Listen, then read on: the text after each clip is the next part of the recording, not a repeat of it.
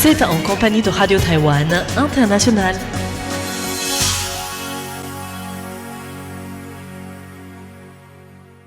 Bonjour à toutes et à tous, soyez les bienvenus en compagnie du service français de Radio Taïwan International. C'est François-Xavier Boulet pour vous accueillir et vous présenter le programme de ce lundi 19 janvier. Vous pourrez tout d'abord suivre l'actualité taïwanaise du jour en compagnie de Tiffen Lee et je vous retrouverai pour le décryptage de la rédaction consacré aujourd'hui à la question des défis de Taïwan en matière de sécurité énergétique. Ensuite, dans la partie thématique du programme de ce lundi 19 janvier, nous vous invitons à suivre Retour à la source présenté par Meg Wang qui vous parlera de l'enquête 2025 réalisée par l'association SOW sur les déchets aux abords des rivières sur tout le territoire de Taïwan. Et en fin de programme sur notre site internet, vous retrouverez Thérèse Pan dans l'émission Compte à rebours avec l'histoire d'un général mystérieux mais très respecté. Je ne vous en dis pas plus, tout est à découvrir dans le programme complet de ce jour qui débute tout de suite avec le journal de l'information présenté par Tiffen Lee et dont voici les principaux titres. Accord commercial avec les États-Unis, les négociateurs taïwanais de retour à Taipei. Le ministre de l'économie affirme que TSMC gardera la majorité de sa production avancée à Taïwan. PSMC annonce la vente d'une usine à l'entreprise américaine Micron. Un journaliste et 6 militaires placés en détention pour une affaire d'espionnage. Bonjour à toutes et à tous, bienvenue dans ce journal de l'information présenté par Tiffen Lee. Tout de suite, le développement des principales actualités de ce lundi 19 janvier 2026. Accord commercial avec les États-Unis, les négociateurs taïwanais de retour à Taipei. La délégation taïwanaise dirigée par la vice-premier ministre Zheng Lijun et la négociatrice en chef Yang Zhenni qui est parvenue à un accord commercial avec les États-Unis la semaine dernière, a tenu une nouvelle conférence de presse ce matin après son arrivée à l'aéroport international de Taoyuan. Zheng Lijun est revenu sur les négociations qui ont permis d'abaisser à 15% le taux de droits de douane applicable aux produits taïwanais destinés à l'exportation aux États-Unis sans que ce taux ne soit combiné avec le taux initial de la clause de la nation la plus favorisée. Nos négociations avec les États-Unis sur les chaînes d'approvisionnement ont confirmé qu'avec nos efforts, nos technologies et nos industries, Taïwan était devenue une puissance mondiale cruciale. Le monde a besoin de Taïwan et compte beaucoup sur Taïwan.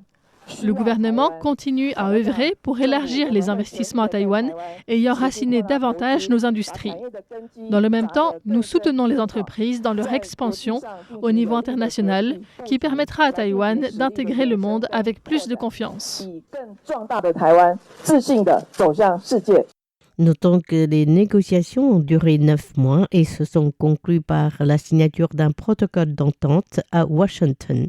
Un accord sur le commerce réciproque Taïwan-États-Unis devra encore être signé d'ici quelques semaines.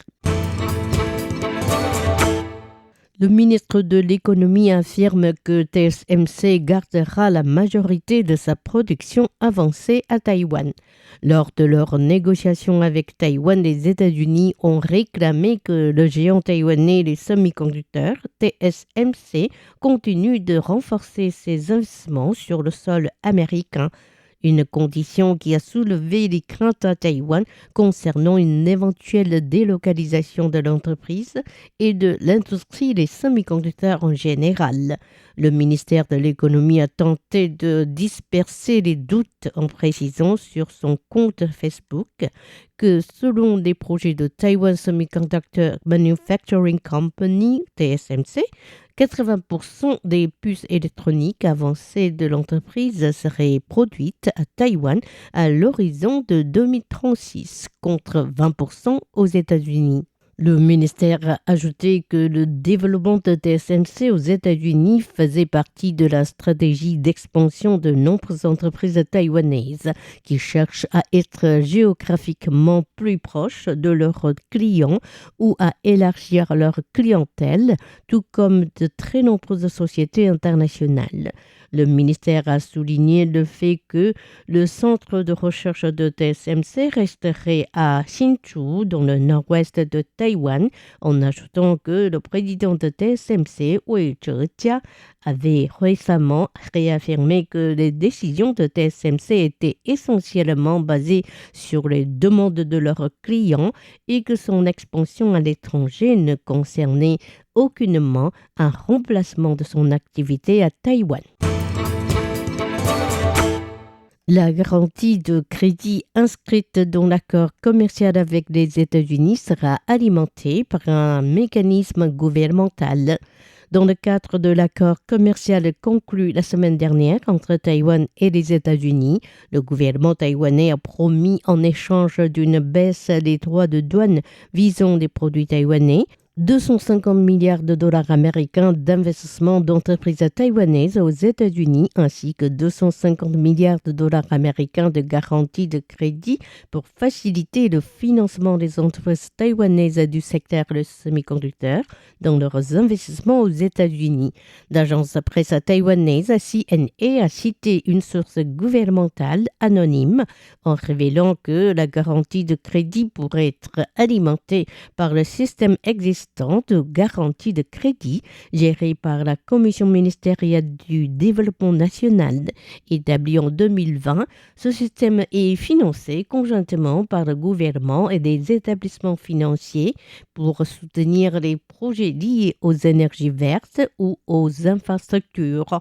Avec les fonds qui ne totalisent que 10 milliards de dollars taïwanais, soit 272,47 millions d'euros pour le moment, loin d'être suffisant pour alimenter le fonds promis aux Américains, le gouvernement pourrait élargir le système existant ou créer un système à part, toujours selon la même source. PSMC annonce la vente d'une usine à l'entreprise américaine Micron. La société taïwanaise Powerchip Semiconductor Corporation, ou PSMC, a annoncé hier la signature d'un protocole d'entente avec l'entreprise américaine Micron en vue de la vente de son usine P5 située à Tongluo, dans le comté de Miaoli. Le montant conclu pour l'usine qui produit les disques de puces électroniques de 12 pouces de diamètre s'élève à 1,8 milliard de dollars américains. La transaction officielle devrait intervenir au cours du deuxième trimestre 2026. L'usine P5 concernée par la vente comprend notamment un ensemble de salles blanches d'une superficie totale de 27 871 mètres carrés. Pour Manish Bhatia, vice-président des opérations internationales de Micron, l'affaire conclue avec PSMC est d'une coopération complémentaire qui doit permettre à Micron d'augmenter de manière significative sa capacité de production. Notons que Micron dispose déjà d'une usine à Taichung, au sud du comté de Miaoli. PSMC a précisé par ailleurs que Micron sous-traiterait auprès de PSMC pour l'encapsulation avancée pour la mémoire vive dynamique ou DRAM, en ajoutant que sur le plan technologique, Micron aiderait PSMC à optimiser ses procédés de fabrication de DRAM d'utilité spécifique dans l'usine P3. Le président de PSMC, Frank Huang, a enfin indiqué que via la coopération continue avec Micron, sa société souhaitait s'intégrer au marché lié à l'intelligence artificielle. Selon Frank Huang, cette coopération permettra également à Taïwan de s'assurer une place importante dans la chaîne d'approvisionnement mondiale des semi-conducteurs liés à l'intelligence artificielle. Un journaliste et 6 militaires placés en détention pour une affaire d'espionnage. Le bureau des procureurs de Chaotou à Kaohsiung a annoncé samedi dernier dans un communiqué de presse qu'un journaliste de la chaîne CTI et 6 militaires avaient été placés en détention provisoire dans le cadre d'une affaire d'espionnage.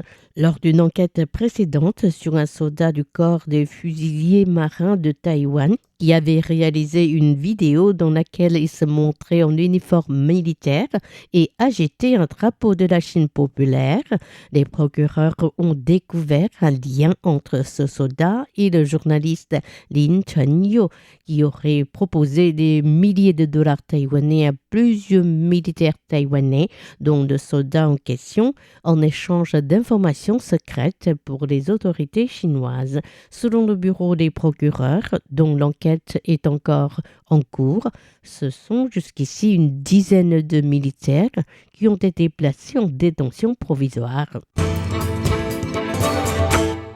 Le président Lai Ching-te appelle à être propriétaire responsable des animaux de compagnie.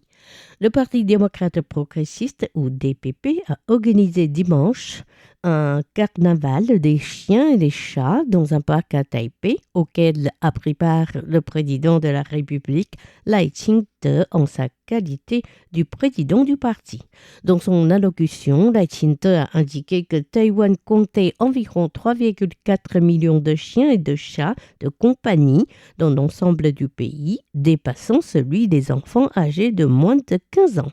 Le président a affirmé que la protection des animaux était une des marques des sociétés civilisées. Ces chiens et chats font partie de notre planète. Nous devons les protéger et ne pas les maltraiter. Les abus doivent être sanctionnés. Lai Ching-te a évoqué la création en 2023 d'un département chargé de la coopération avec les ONG en matière de protection animale au sein du ministère de l'Agriculture, mais également l'amélioration des conditions de travail dans des cliniques vétérinaires publiques.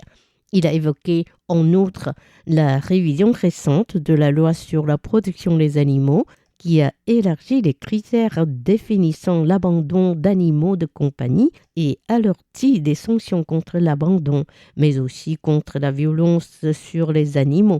Un texte qui est aussi venu renforcer la lutte contre le trafic d'animaux, y compris la reproduction illégale.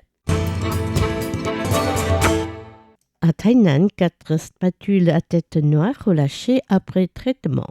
3 spatules à tête noire, des oiseaux migrateurs qui viennent chaque année à Taïwan pour hiverner, ont été prises en charge le 27 décembre dernier après avoir été vus très affaiblis dans une ferme piscicole à Chikou, dans les environs de Tainan.